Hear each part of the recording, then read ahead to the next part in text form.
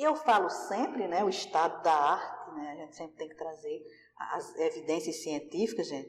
E aqui a ADA, que é a Associação Americana de Diabetes, ela tem um artigo aqui que fala dos padrões de diabetes, incluindo as recomendações atuais. E o principal objetivo é fornecer os componentes do tratamento de diabetes. Então, está aqui também, sempre eu deixo lá, né, o linkzinho, e olha só que a associação traz aqui. O risco para o diabetes tipo 2, ele traz uns scores para que você possa utilizar também. Então, olha aqui, a idade, né, quantos anos você tem, você vai marcar entre 40 e 49, vai marcar 1 ponto, 50, 59, 2 pontos, você vai marcando os scorezinhos aqui dentro. E se você é homem ou mulher, qual sexo, homem vai ser 1 e mulher vai ser 0, vai marcar aqui. Se sua mãe tem diagnóstico se você tem diagnóstico de diabetes gestacional, se sim, vai marcar 1, certo? Se sua mãe ou seu pai ou irmão, alguém da família tem diabetes, também vai marcar sim ou não. Se tem diagnóstico sobre pressão arterial, se você é hipertenso, se pratica atividade física, 0 ou 1, e seu status também de peso. A gente sabe que nos Estados Unidos não é centímetro nem metro, mas tem aqui tanto o peso quanto a altura, e você vai calcular aqui, colocar também um pontinho, e vai ter um score aqui. Então, esse score vai te dizer, na verdade, se você tem riscos do diabetes tipo 2, com base nesse score. Então, vocês podem observar, ó, baixo risco, e aqui você vai ver, ó, independente disso, é importante a avaliação do médico, o acompanhamento de saúde, embora você possa utilizar essa escalinha para avaliar esse risco da Sociedade Americana de Diabetes. Ok? Outro artigo que a gente traz aqui é sobre o perfil microbiológico nas infecções profundas do pé diabético. Então, esses artigos eles são importantes para que a gente tenha um embasamento do que está acontecendo, o que é melhor. O pé diabético é uma afecção que comete 15 a 25% dos diabetes, sendo que cerca de 20% podem evoluir para quadros graves de osteomielite, com consequente amputação. Então, é comum a osteomielite? É fácil tratar a osteomielite? Não, exige tratamentos cirúrgicos e tudo mais. Aí você vem aqui no artigo, olha as bactérias encontradas em culturas profundas de pacientes com diabetes infectado. O N foi 66, com 66 pacientes. Staphylococcus aureus, 22,7% foi encontrado. O Staphylo é uma bactéria comum da nossa pele, né? Mas ela pode se tornar, dependendo do número de colônias, ela pode gerar infecções e problemas. E até, inclusive, se ela for multiresistente, que a gente chama com massa, se for um Staphylo resistente à oxacilina, que a gente chama ossa, ou à meticilina, esses pacientes é uma bactéria multiresistente, e aí a gente já vai ter mais trabalho, mais isolamento, e já tem que recorrer a outros antibióticos mais potentes de última geração. Então, aqui a gente fala o Staphylococcus, quando ele é resistente à oxacilina, que trata basicamente uma infecção por estáfilo, já você vai ter que partir para onde? Vancomicina, que é o último. Será que eu vou ter que usar uma polimixina B, um antibiótico de última geração, porque eu não atentei ao controle de bactérias de infecção? Eu tratei mal aquele paciente, eu prescrevi demais ciprofloxacina, cefalexina, porque é muito comum a infecção, o paciente exageradamente faz uso de muitos antibióticos, a gente sabe da multiresistência hoje das bactérias. Então, as pessoas estão ficando fracas, os medicamentos não vão ter como tratar e as bactérias vão proliferar. E aí, o que é que vai acontecer? Amputar, ter uma sepse, o caminho é assim. Então, vamos atentar a isso. Apareceu aqui, Escherichia coli, deu 5, 7,5, é uma enterobactéria. A gente sabe que ela se encontra nas fezes, é muito comum nas lesões sacrais, mas ela apareceu também no pé, para outros lugares. Então, tem muitas aqui. E o que é que a gente vê? Aí depois vê a resistência a antimicrobianos utilizados no tratamento de pacientes com pé diabético infectado. Gente, aqui eu trouxe as bactérias e aqui eu trago os antibióticos mais utilizados. Aí você vê aqui, clindamicina, utilizada em 39%, 59% utilizou. Está vendo? A resistência, apresentou resistência à clindamicina. A cefalexina, 36,3 apresentou resistência. Aí você vai descendo, olha, ceftriaxona, levo, o ciprofloxacina, que é uma quinolona, né? Você sabe que tratam muito bem, pega muito bem pele, e ela trata muito a infecção urinária, né? O ciprofloxacina, que é uma quinolona, ele vai descendo, ampicilina, que são a norfloxacina, também é uma quinolona, a gentamicina, que é uma aminoglicosídea, é um antibiótico forte da base das amicacinas, mas ele é altamente tóxico, né? Ototóxico e nefrotóxico para os rins. Da mesma família da gentamicina, a gente tem a amicacina aqui, ó, meropenem, essa amicacina também, você viu, foi o que deu menor resistência de dois. A amicacina é muito potente, é muito forte, mas ela tem um alto poder de destruição renal. Então, se você não faz uso exageradamente, se não controla, a gente vai ver um risco muito grande de insuficiência renal. Eu falo muito assim dos antibióticos e de bactérias, porque eu fui de comissão de controle de infecção hospitalar por muitos anos. E eu trabalhei no hospital que existia essa resistência muito alta, um hospital geral. Então, a gente conhece um pouco essas bactérias, conhece o controle que é importante, do controle de infecção hospitalar, do uso controlado de antimicrobianos, de todos os procedimentos invasivos dentro de um hospital. Depois eu trago para vocês, pronto, esse aqui é meu orgulho, né, que foi publicado esse artigo, Fatores Associados à Amputação Não Traumática em Pessoas com Diabetes Mellitus. Foi um estudo transversal, de minha autoria, e esse estudo ele foi publicado na Revista Eletrônica de Enfermagem, está com 6 meses. Esse estudo ele objetivou verificar os fatores associados à amputação não traumática em pessoas com diabetes. Então, se utilizou 200, a amostra foi 212 pacientes de um hospital público do estado da Paraíba.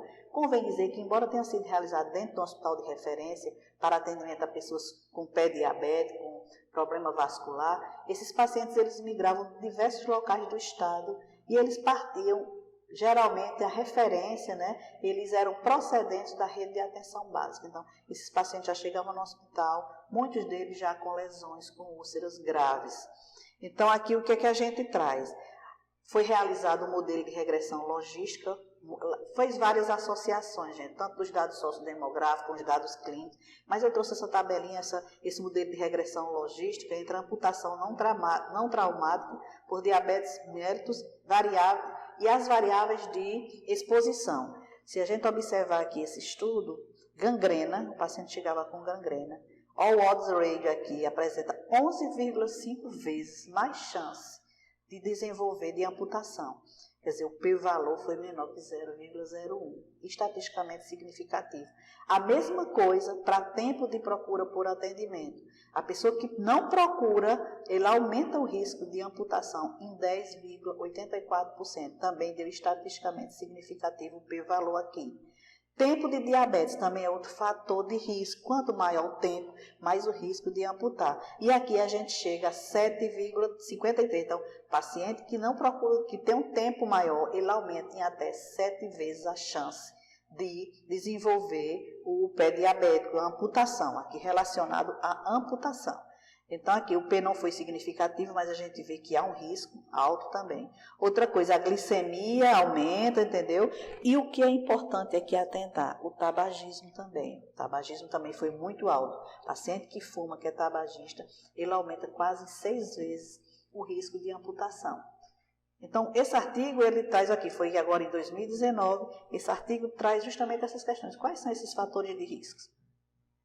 Então, essas variáveis associadas à ocorrência de amputação não traumáticas foram a renda familiar, conhecimento do valor da glicemia, o tempo de diabetes, o tabagismo, tempo de procura por atendimento e gangrena, com alto risco de gangrena e ocorrência de amputações. Então, esses resultados, eles chamam a atenção para maiores esforços direcionados à identificação da complicação e o precoce referenciamento pela atenção primária para a atenção de maior complexidade, como forma de de diminuir a incidência destas amputações.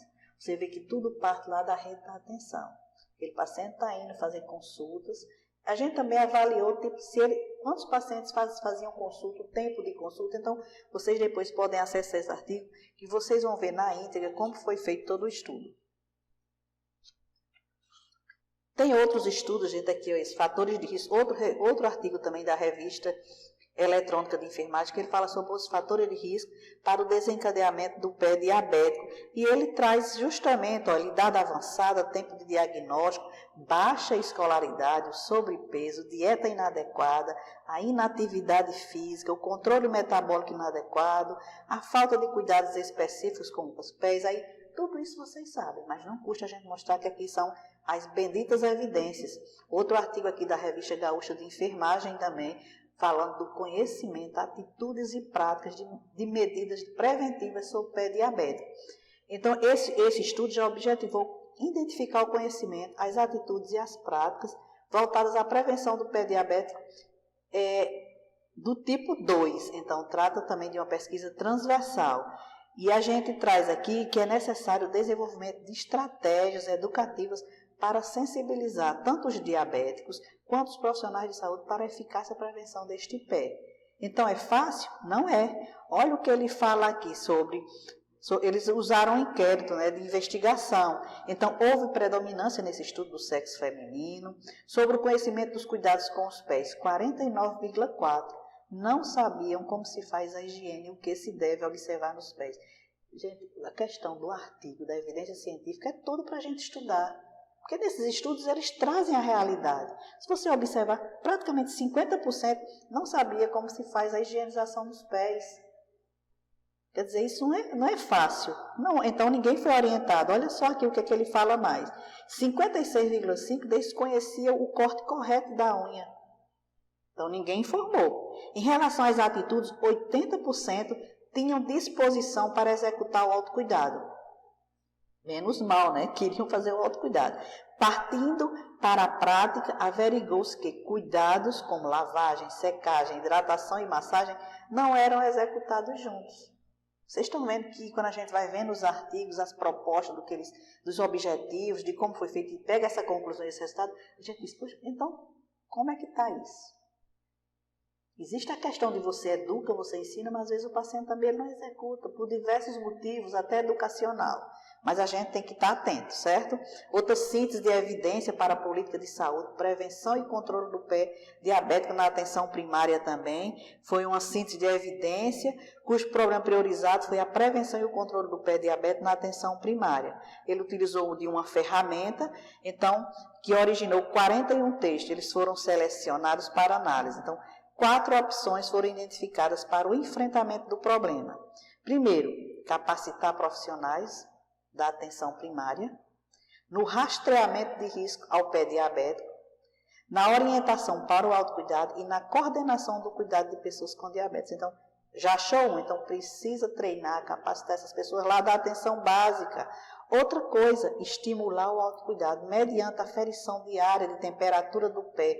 A gente vai ver a questão da termometria, que é importante, o aquecimento, identificar a infecção.